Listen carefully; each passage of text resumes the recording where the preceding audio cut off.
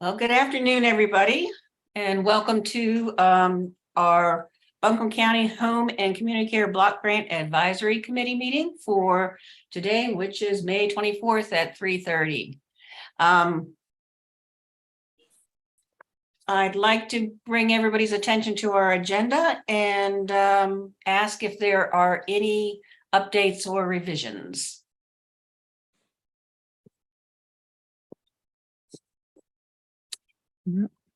Hearing no comments, do I have an approval? Do I have a motion to approve? Hey, Suzanne.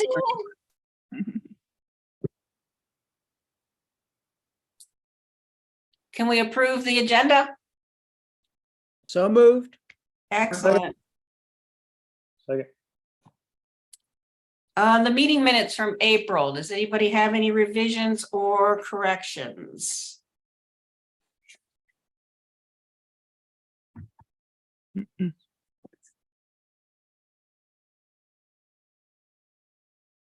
Hearing no revisions or corrections, do I have a motion to approve? Motion to approve. Second. Suzanne, second. Okay. It's been a I don't know, rough couple of months. It's just, with all the reviews and decisions and all the activity.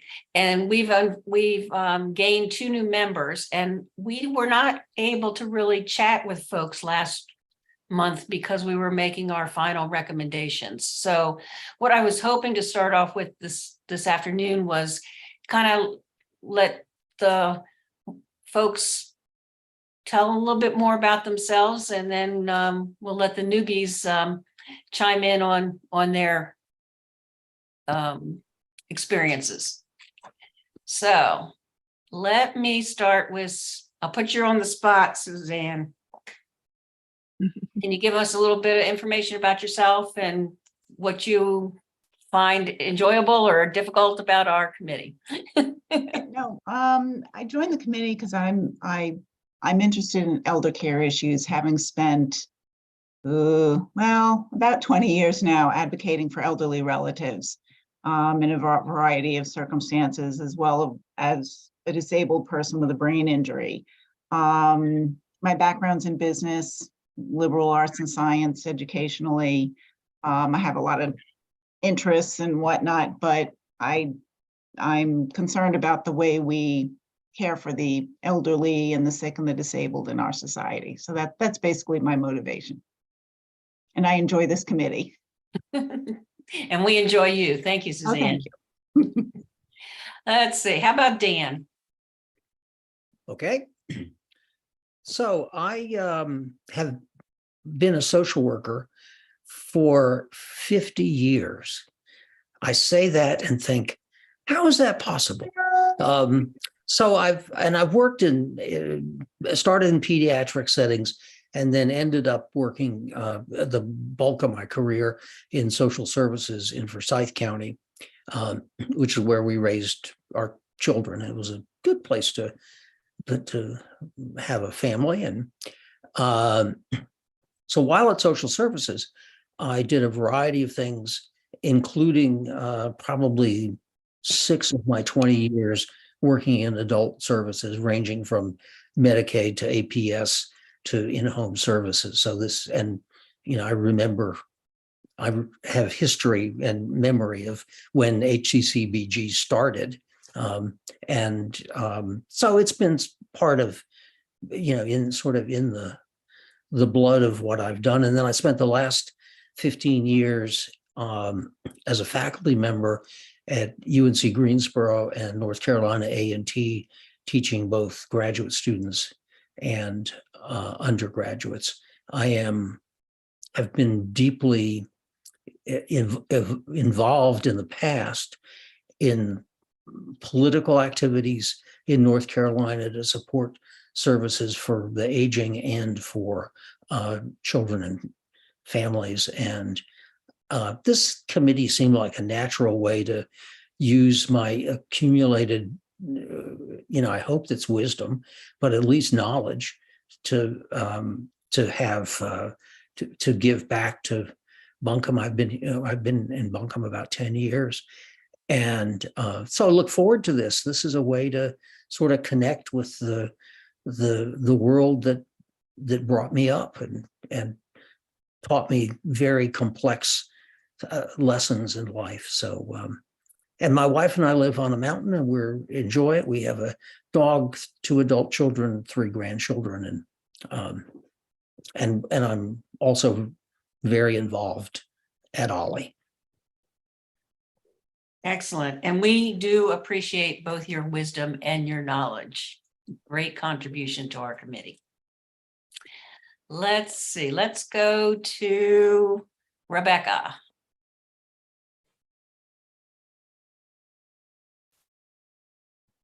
Well, I'm Rebecca Hartz, and like Dan, my background is in social work. I started my career here in North Carolina in Cumberland County, doing social work at Fort Bragg and the broader community, which was good training, believe me.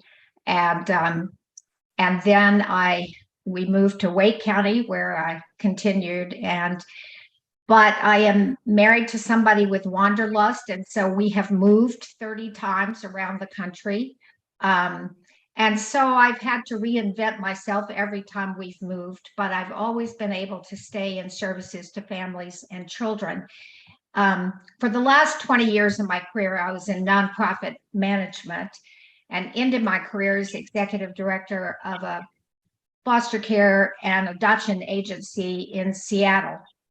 And I was very involved in grant making with United Way. I was involved in the Washington Women's Foundation, which was the first in the country to start a women's only philanthropic foundation. And so I'm very interested in all aspects of funding for community agencies. And as I've moved into the category of people who are eligible for elder services, that has become a primary interest. So, so this committee was a good fit for me. And I'm also involved with a lot of Ollie activities, and find that to be very satisfying. Thank you, Rebecca. And we truly appreciate your contributions. Thank you. All right, Greg, I'm going to put you on the spot. I'm Greg Zorns, retired high school assistant principal and athletic director 5 years ago. So I spent most of my career with teenagers. So I've gone to the other end of the spectrum, as I am one. But I have 3 grown sons and 5 grandkids under 4, all in Florida. So we made numerous trips there. But we started vacationing in this area 30 years ago and fell in love with it. It's a beer town. I don't drink. It's a hippie town, and I'm not anymore. But I like it here. And the bottom line is I'm a very compassionate person. That's what I know about myself. And I just had a desire to serve my community. And so I have no wisdom or knowledge like the others do about this field, but I'm trying to learn, and I'm glad to be a part of this body and appreciate their guidance. And we appreciate your insights, and we like having you here. I like being here. Good, good. Okay, I'm going to ask Leanne and Jen next, and then we will have our new folks talk. Jen? Sorry. Oh, that's okay. So I'm Jen Teague, and I'm the program manager with Aging and Adult Services. And I'm really just sitting here in awe and so grateful to each of you for your time that you spend in this committee, and that you all desire to continue to give back. I think this is such a strong group, and I love whenever this meeting is once a month.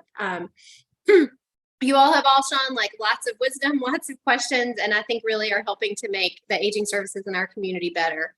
My background has been solely in aging. So I started out like working for hospice as a bereavement counselor, then went to senior center, had the opportunity to work for the state for a while, Council on Aging, and now Buncombe County. And my role in Buncombe County is more adult protective services.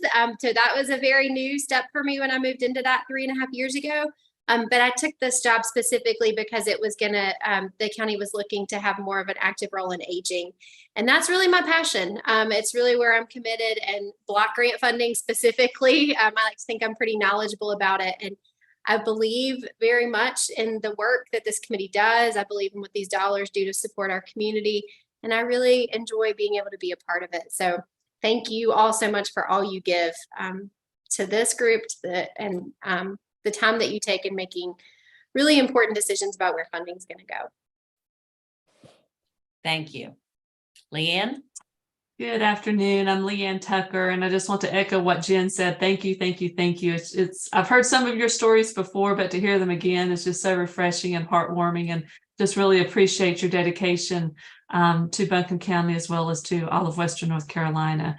I work at Land of Sky Regional Council and the director of the Area Agency on Aging, and we are the entity which these funds pass through, the Home and Community Care Block Grant funds pass through. So we help to administer and monitor these funds, work in collaboration with Buncombe County as the lead agency, and are there to help and provide technical assistance, or in my case, sometimes it's historical information. I've been at Land of Sky for 23 years.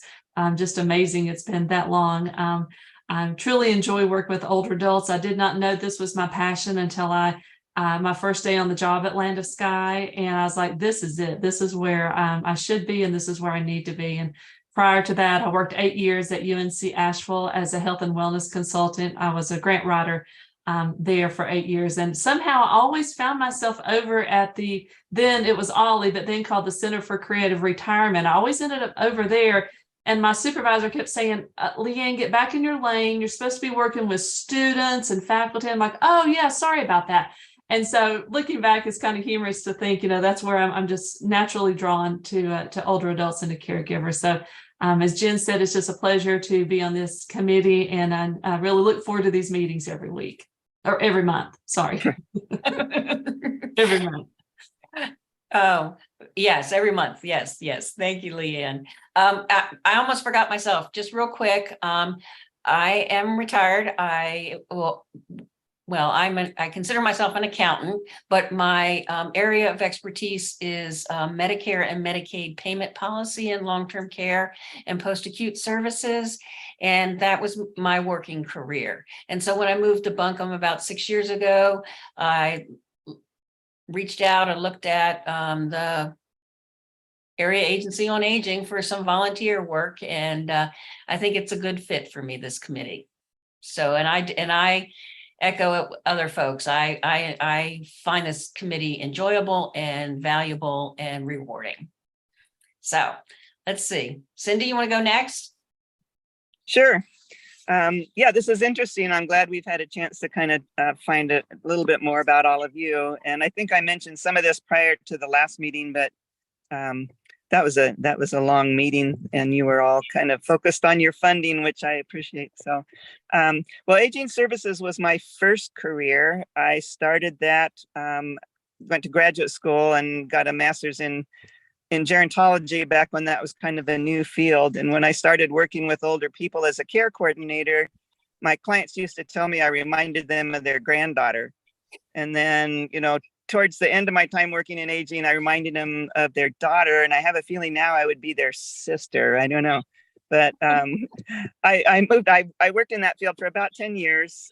Again, mostly care coordination, directing a home delivered meals program, and loved it.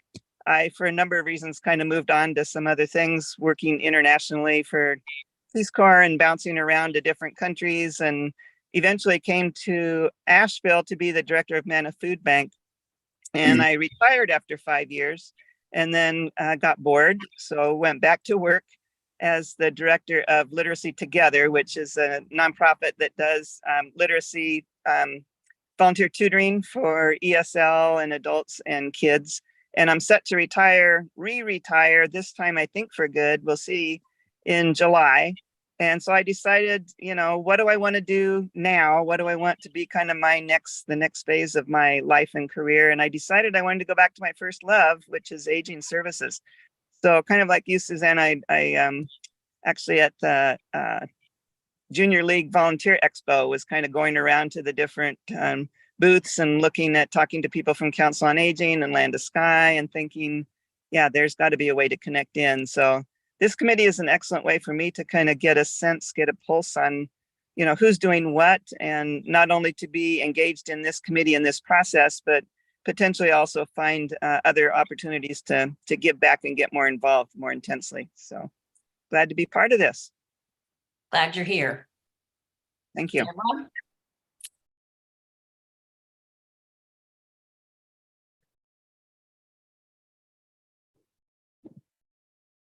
Deborah, would you like to share? Yes, yes. I lost everybody for a minute there. Okay, yes, I'm Deborah Olt. I've been in Buncombe County for about 35 years now. I originally spent decades as a certified residential real estate appraiser and retired from that. Ended up doing caregiving for different friends and relatives for probably 10 years. During which time I discovered that I did have a passion also for the elderly, as well as persons with dementia, which is mostly who I was caring for, and went back and reinvented and became a social worker, started working with the Council on Aging, and was doing resource coordination with the Council on Aging. I recently have retired from the Council on Aging, but during that time, I learned how absolutely critical and important all these resources are to the elderly in our community to keep them in home safely and just productive. And so as a retired, I just decided that this committee might be a good fit for me to go ahead and forward with helping funding these different agencies. And I do feel I have some knowledge of these and firsthand knowledge of how these agencies actually work and have seen the excellent work that they have done for the community. So I'm very happy to be part of the committee and look forward to serving for a little while, I hope. We're happy you're here. And yes. Thank you. All right. So moving. Susan, do Yes, you mind if I share just a little bit about how this work connects to our age-friendly work? Since Billy's not on the call, I think that would maybe, I would love to say just a couple words if that's okay, especially for May being Older Americans Month. Thank you so much. So May is Older Americans Month, and it has been a busy month for all of us across the state, but especially here in Buncombe County. And so some of you have had the opportunity to learn a little bit more about what age-friendly looks like in Buncombe County and what that language even means. But the World Health Organization and AARP partnered together back in 2017, maybe 2016 actually, to kind of launch this concept of age-friendly. And Buncombe County was actually the second county in the state. So that was a really big shout out to Leanne and a woman named Allie Climo. And at that time, the Council on Aging Director, along with many community partners, to really be forward thinking about going to commissioners and asking that the county consider signing on as an age-friendly community. And we did. And as I said, we were second. We were second to Orange County. They were the first in the state to sign on. And over the last 6 years, many other municipalities have been signing on to age-friendly Buncombe County, and it looks age-friendly in each community. It looks a little different. So in some areas, it's the city that signs on as age-friendly. In some areas, it's the county that signs on. I think we're up to 17 or 18 municipalities across the state of North Carolina that now identify as age-friendly in some way. But earlier this month, if you haven't seen this, there was an Executive Order 280 that was signed that actually is making North Carolina sign on as an age-friendly state.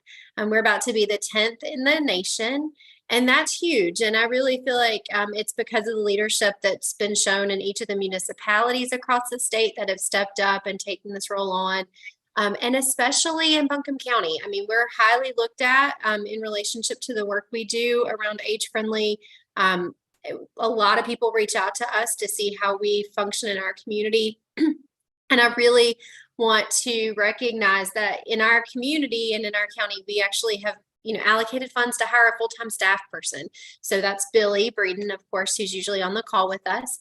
And in many communities, they don't have a person earmarked to do this work, but we've been really fortunate to have someone.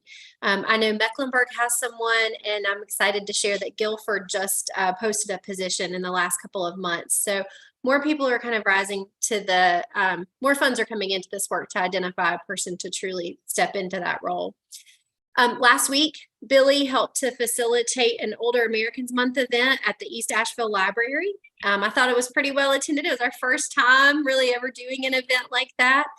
There's been similar events at different points throughout the throughout my time here, and I'm sure even with Leanne's time, there's been different things that have been offered. Council on Aging used to do an event, Successful Aging, and there's been other periodic things, but this was really the first age-friendly event. I feel like that was like in-person gathering event, and we're looking forward to what that can mean for next year. We do consider the block grant committee, so the committee that you all are on, it's kind of an offshoot of Age Friendly. So Age Friendly is kind of the larger umbrella that all of this work happens underneath.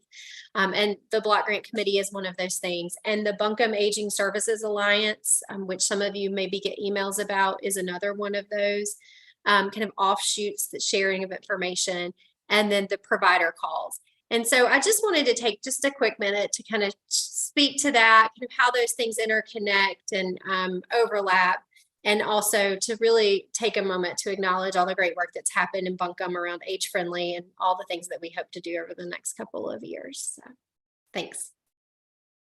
Thank you for that information. That's very, very helpful. And yes, the North Carolina being a age-friendly state is quite a success. So moving on with continued good news, who wants to talk about the additional funding, Jen or Leanne?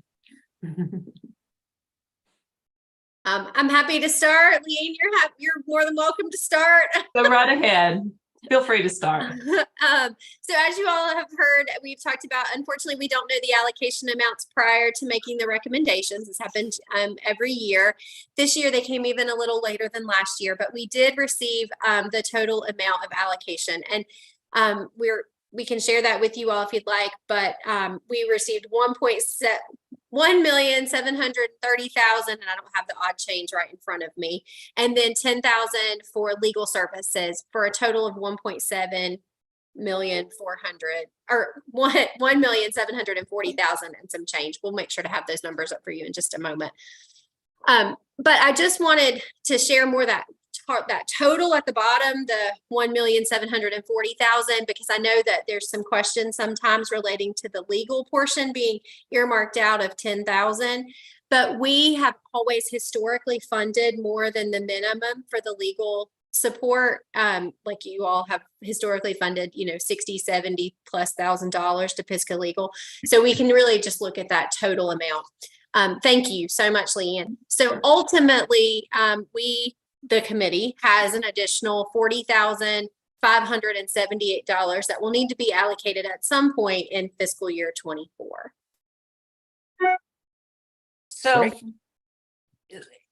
So for the benefit of the new folks, let me just step back a little bit and explain or just remind us that when we go into our review of the grants in February, we do not know exactly how much money we're going to have. We do know we are very lucky and blessed to have $500,000 from the county, but the block grant funding is never exactly known. So we do an assumption of $1.7 million. So what happens is we do all of our hard work. And as you may recall, last month's very difficult last minute finesse of the numbers. And then we get to what we believe is going to be our total funding of $2.2 million. What then occurs and has occurred every year after our decisions are made. And I've been doing this for 6 or 7 years now. I can't remember, Leanne. But after our decisions are made and it's put in a nice format and ready for the commissioners to approve, we finally get final numbers from the state. So I find it extremely frustrating, but it is what it is. And so this year, like Jen said, we've got above what we assumed, we have $40,578. So we got a little bit, not a huge amount. I mean, well, but a little bit more. However, given that we were given these additional funding so late, it's kind of caused a bit of a headache. And Jen, I'm kind of looking to you to talk about, in the past, we had prorated the additional money to pretty much all the providers. But given that we're so late in the process, there's a new thought and an option for us to consider is to not prorate these funds, but to put them on hold for, I don't know, a half a year, mid-year. I don't know, Jen, help me. Can you? Yes, so I can jump in right here. So we have been in conversation with the finance department at the county, and all of the recommendations have already been submitted to the commissioners, including their budget that they're currently under review for. And so there is a request to not make a change to that at the present. We don't have to do anything with these additional $40,000 today. We technically have until June 30th of next year to make sure they get allocated. And so today I saw Leanne and Stony Blevins, and we talked a little bit about, we wondered if the committee would be okay with holding those for first 6 months of the year, kind of then evaluating where people are and then making the allocation at that time. Or if you don't feel comfortable with that, at least waiting through this current budget cycle, which will be done by the end of June, and then making that decision in July. But it would just mean additional 732 forms and additional documents for providers to have to sign. So that's why we were wondering if maybe we might want to wait and see where people are with spending at the mid-year point. So Jen, before we continue, can you explain who Stony is? Yes, thank you. So sorry. So Stony Blevins, he's the Health and Human Services Director. So Buncombe County is an integrated public health, economic services, and social services entity. And so he's technically my boss's boss. So do I hear the option is it to decide to hold these funds and not prorate them or not allocate them because the commissioners already have their numbers and they're doing their budget thing. And then the committee wait until a later time to be determined to either allocate or wait till the end of the year. Is that kind of where we are? Doesn't sound like a bad idea. Is this specifically FY24 money? Yes. Okay. I There's think no it's a good rush. idea to wait. Oh, sure.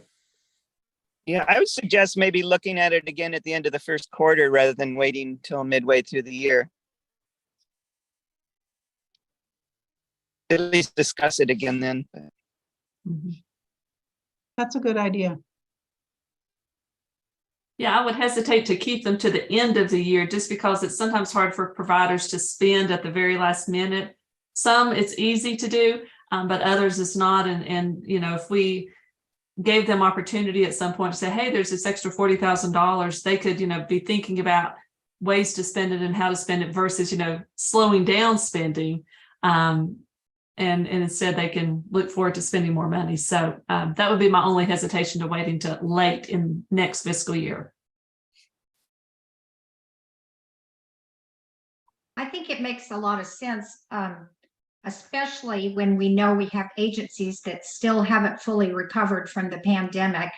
in terms of the numbers they're serving, and that may pick up through, the first months of the new fiscal year, and they may spend at a faster rate than they expected to. So we may have some agencies that really could use the money because they're serving more people or something. So I think it makes sense to look at it again. So am I hearing that we do hold the money and review at the first quarter? Yes. Yes. Okay, let's make it formal. Okay, do I have a motion to hold the 40,000 plus until a review at the first quarter of fiscal year 2024? Motion. Second. Deborah. Okay, excellent. Excellent. Jen, do you have the ability to show the units of service and the supplemental aging funds? And could you maybe talk about this is where the fiscal year 2023 year end shuffle happens? Yes. Oh, Yeah, can you all see my screen? yes, but let me Stop. ask Leanne just to briefly talk about the fact that we can reallocate them, but if we don't, it could go to somebody else, like in the region. So Leanne, can you kind of explain that briefly? Sure. At the end of the fiscal year, if there are funds that still remain for some reason, I'm just going to say $100 that Buncombe County cannot spend, that money would then go to the other counties in our region, and we're in what's considered Region B. So we would then reach out to Henderson, Transylvania, and Madison County to say, hey, could you use this funding? That way the money is kept maybe not in the county, but it's kept in the region, and it continues to show that there is a need for these older adult funds. So don't worry if there's a little bit left on the table. The state also knows that there are additional funds in the region, ARPA and so forth. And so for some, it's making a little bit of a difficult year to spend, but we will ensure that every penny is spent. Don't worry about that. Thank you. Okay, Jen, let's see. So I'm gonna have Zach to do- always does such a fantastic job of this, talking about this spreadsheet. So I definitely miss him today. But do I need to make it any bigger? Can you all see it? As I get my head really close to the screen. But that's fine, Jen. I think I had sent out everybody a hard copy. But I imagine the most important parts are the parts that are in yellow. So Zach does a great job of highlighting the areas in which providers are not at what they should be based on where we are in the year.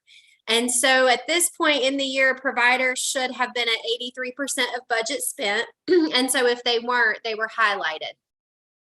I will say that this spreadsheet is slightly misleading right now, which is not Zach's fault. It's because of the way that the paperwork has to flow. As you all know, last month, there were some providers that relinquished funds. Council on Aging relinquished some, they moved some, and Mountain Care moved some. So both of those providers are really the ones that are highlighted up here in the top, and those funds just haven't been reallocated yet. But I believe once all of those funds get reallocated appropriately, you will not see yellow at the top here. I did send an email yesterday to all of our providers to ask if anybody expects to not spend their funding. I have not heard back from any providers. And Billy had already done an email last month to reach out to every single one that was highlighted in yellow here, and everyone is expected to spend all of their funds. So I don't think we're going to have any block grant funds to reallocate this year. Any additional, I mean, I can't guarantee that. No, never know what's going to happen over the next 5 weeks. But at this time, we do not have any additional block grant funds to reallocate. what about the moving on from the block grant? What about the Buncombe County supplemental aging funds? That is a different story. So Okay. let's see. Let me share my screen. So I'm going to first share the document that Billy provides you all or sends you all, and then we can look at the reallocation form.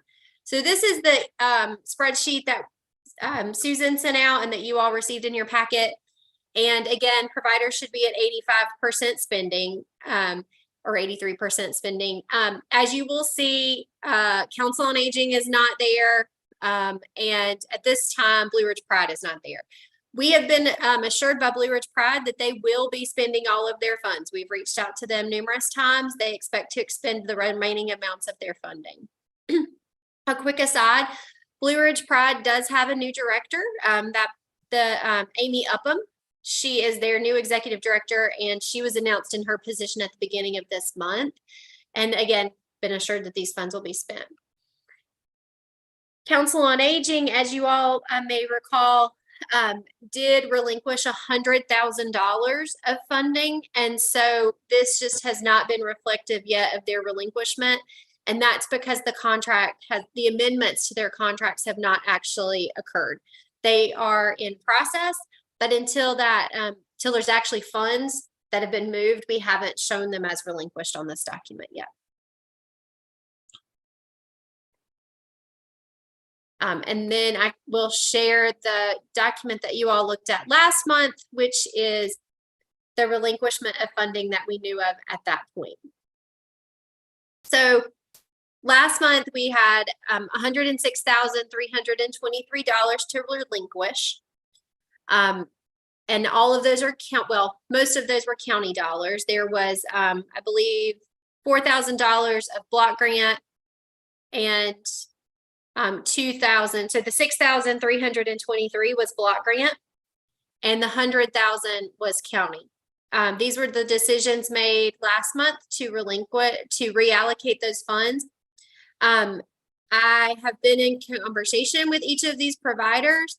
However, again, they cannot bill until their contracts, their amendments are sent. That is in process, but it is, there's a lot of steps to get someone on contract in the county, especially this late in the year.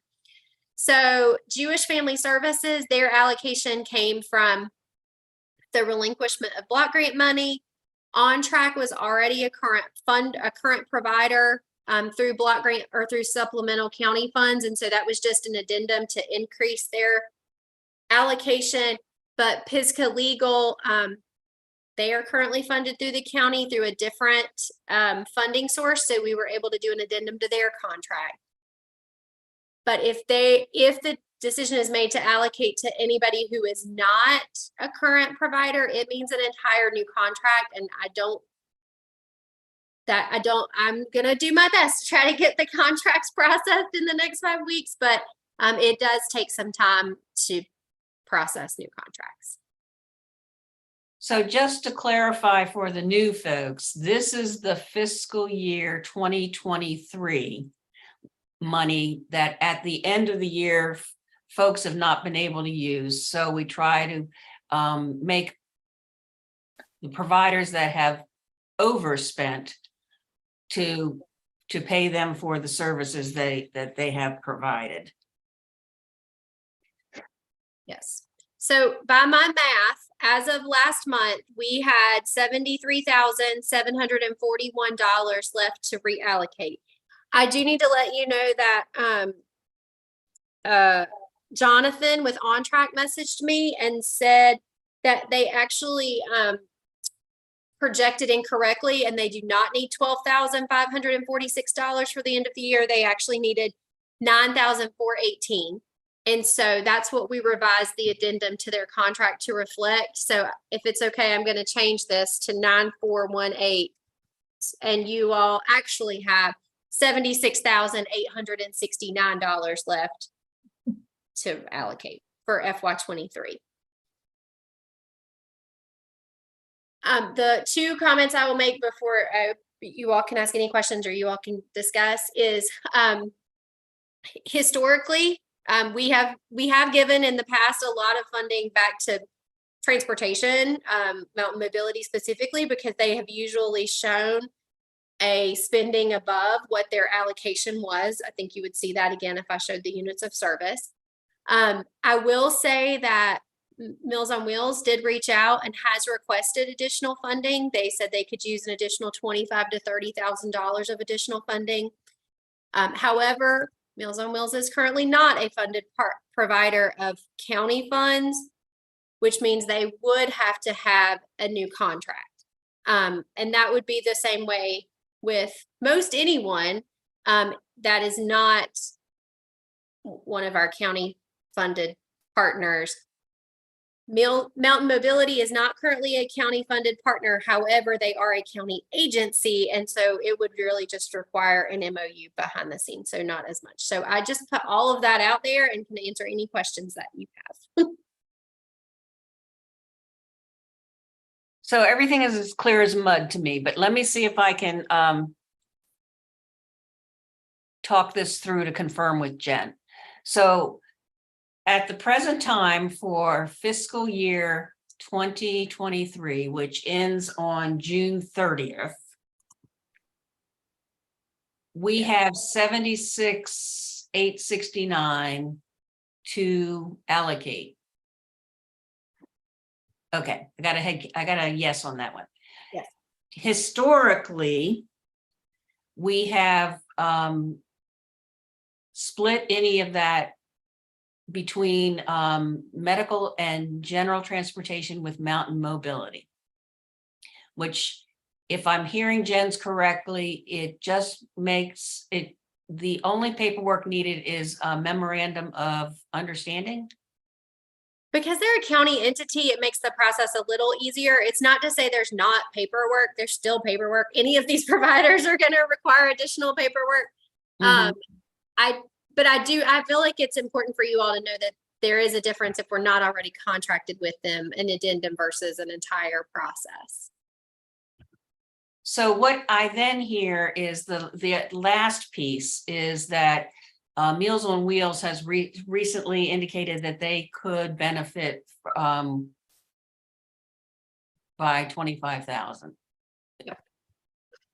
Yes, Debbie reached out yesterday and said $25,000 to $30,000. And Jen, given your experience with the contracting department or folks, how difficult would it be to do a new contract and spend that money in 5 weeks? So the challenge is staffing changes have occurred. So I'm not going to say it's not impossible. And I'm more than happy to do the paperwork. I am hopeful that we would be able to process through everything timely, and Meals on Wheels could still invoice even at the end for just a lump sum. These are county dollars. So there's not any other like funding sources that have to be worked through. But if that's the decision of the committee, I'm more than happy to do what's necessary to get to that point. Oh, I just saw Zach signed on. Hi, Zach. Good to see you. Hey, everyone.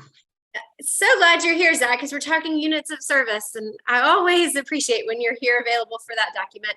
And I don't want to mislead. The other provider that historically we've been able to give money to has been Pisgah Legal. So I don't know if Leanne or Zach, if either of you wanted to share that, but I feel like it's been primarily Mountain Mobility, or it's been Pisgah Legal who has shown an expenditure above what they've been allocated, and those have been the providers that have received funding. Every year can change, but. Yeah, that's correct. Pisgah Legal and Mountain Mobility are the two providers who have been able to historically utilize their funding and then absorb funding that is relinquished by other providers that hasn't been used throughout the fiscal year. You said that so eloquently, Zach. Thank you. So the committee discussion, what does people think about Meals on Wheels, Mountain Mobility, and little extra money we have left over to reallocate? They're all critical. If we can make it work, why not? Can you put the spreadsheet back, Jen? I can, and it's always that time whenever your computer says it's going to restart. So hopefully it will not. Which spread would you like, this spreadsheet? The last one that you had up that just shows what each of them could use and the total. Yeah. Zach, do you mind to look at the units of service document and get me a number for this is what they were last time in medical and general transportation, and I'm not sure what they are now. Yeah, give me just 1 second to access that. Thank you. And we, like, just for math purposes, I'm just going to put 27.5 here since they said they could use between, if that's okay for Meals on Wheels. I'm fine with that. Also, I do feel like be remiss if I didn't also share that Debbie has said that they've seen a significant increase in Meals on Wheels since pre-COVID. I believe she said a 53% increase.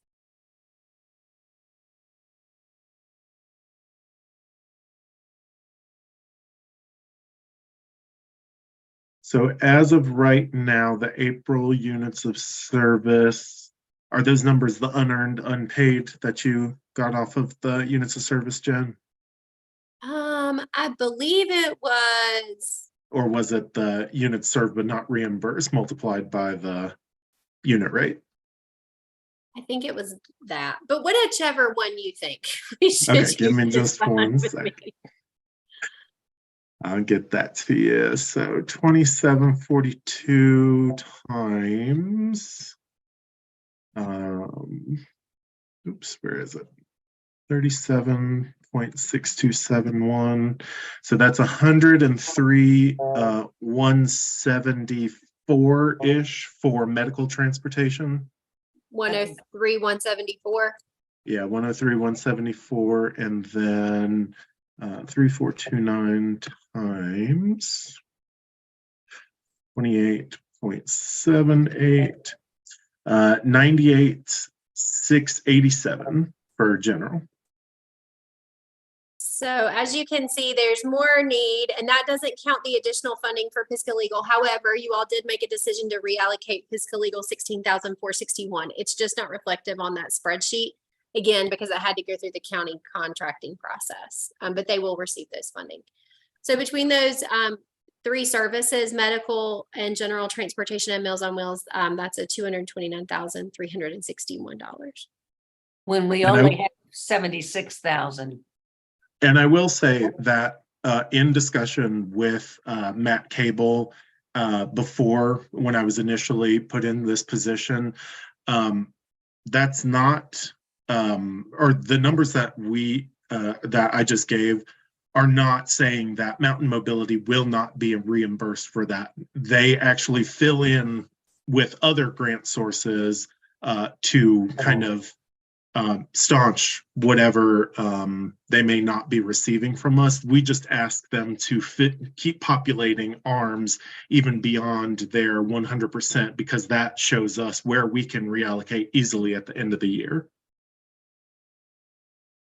And for those new folks, it is going to take you a little bit of time to learn the units of service report. Trust me. I still see new things every day. So, and I offer one-on-one sessions. All you got to do is just email me. I'd be more than happy to go over it with you. And Zach is fabulous. So I have a thought, and I'm going to throw it out there. Good. So my thought would be to fund Meals on Wheels request at 27,500, and then the 76 minus the 27 gets to Mountain Mobility. I second that. All in favor? Aye. Opposed?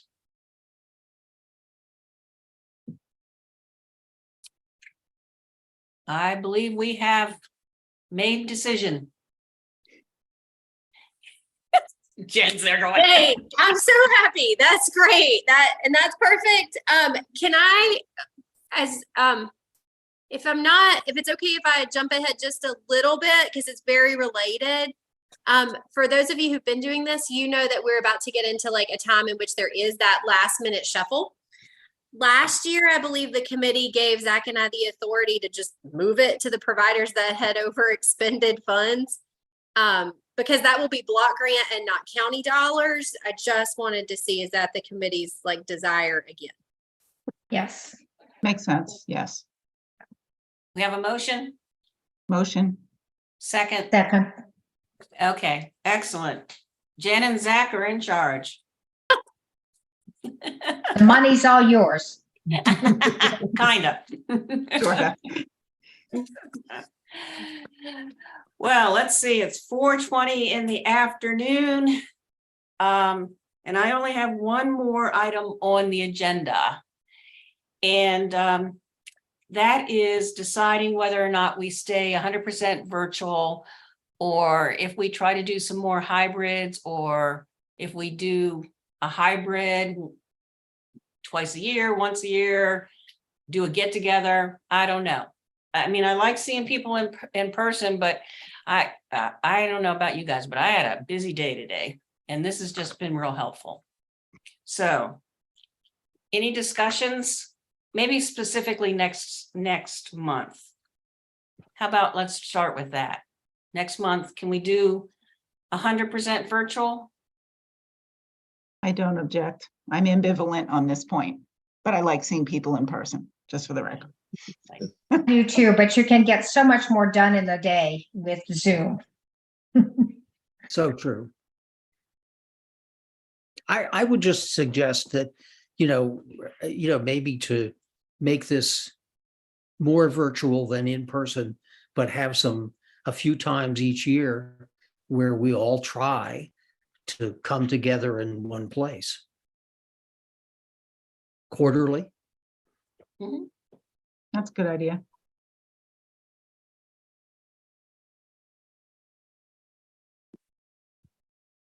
Well, I think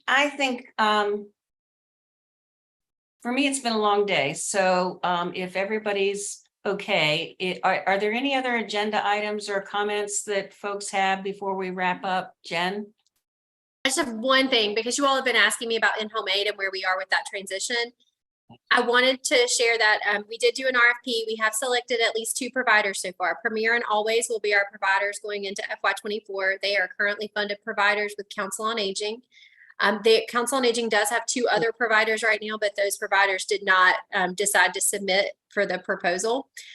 We have met with both Always and Premier regarding that. Means there are 19 clients currently being served by other agencies that would that will need to be picked up by Always or Premier. Both organizations are excited about working and continuing to serve these clients. They believe they'll be able to add on new clients. And because we had been hopeful to have 3 providers and we were only able to select 2, we did go out with an RFP again in case there is any other home care agencies that would like to submit to be a 3rd provider for us in in-home aid. But we are well on our way to move forward with that transition come July 1. Excellent. Great And job. Susan, I have 2 quick announcements, if that's okay. Oh, please. June 6th, the Land of Sky is hosting an aging networking luncheon. It's at the Ag Center at the Boone Building. And it may be an opportunity where this group, if you can attend, you can get a table in the corner and just, see each person face to face and live, perhaps no meeting or no agenda, but just to say, hey, good to see you guys. We have lots of agencies and other committees that are doing that.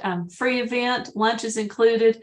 The event does not have any speakers or an agenda. It's really just a place to get together and again, to network. And I'll follow up with everyone with that email invitation after this meeting. And I would be amiss if not to remind you about the World Elder Abuse Walk that's coming up on June 15th. I hope you're aware of that and have signed up for that. I'm very excited about that and so glad that COVID is considered over and we're back to this new normal, and looking forward to seeing everybody at that event too. So I can share that flyer when I send out the event on June 6th. So. Excellent. Excellent. Anyone else for last minute updates, comments? I would enjoy seeing actual people sometime. There's many of you I've never seen other than on a screen. I'm trying to adapt to the way of work and stuff. I would really enjoy, I don't know if this year or not, but toward the end of our year when we've done all this work, I think some sort of maybe, I guess I wouldn't want to take an evening, but maybe like a lunch sometime, go for lunch somewhere or something like that. I would really enjoy that once a year, just to see the people I work with. It's just odd. It reminds me of Max Headroom. So it's like a virtual creature, And I'd like to see your smiling faces in person sometime. It's just a preference I would enjoy. When I joined this, when I first talked to Jen, I think, well, this would be great because I'm new to the area and stuff. Then I realized, oh, these are all Zoom because we were in the middle of the pandemic. I'm like, oh yeah, I understand. And the virtual meeting and the hybrid meetings, I come whenever I can. I would always come and stuff, just because I enjoy that. And maybe it's the interaction and stuff. It's more difficult for me when we're all online, but I think at least maybe, I mean, I would come to every meeting if I could, frankly, and I probably would unless I had something in the way. But otherwise, I think I would enjoy sitting, eating a meal and talking to some people, just get to know the people I work with better. I don't know. Just a thought. That's just a feeling of mine. It's a good idea. I agree. So I'll tell you what, folks, let's agree that next month, which will be June, we will have a virtual meeting, and I'm going to give you guys homework to look at your schedules and see when you might be able to free up to do in-person or hybrid meeting, and then also to Greg's point, a luncheon. So you have homework, look at your schedules between now and I guess the end of the year. Okay, Great. will do. Okay. Oh. All right, well, if we're all good, enjoy your evening. Thank you. You too. Thank you. You too. Good meeting. Bye.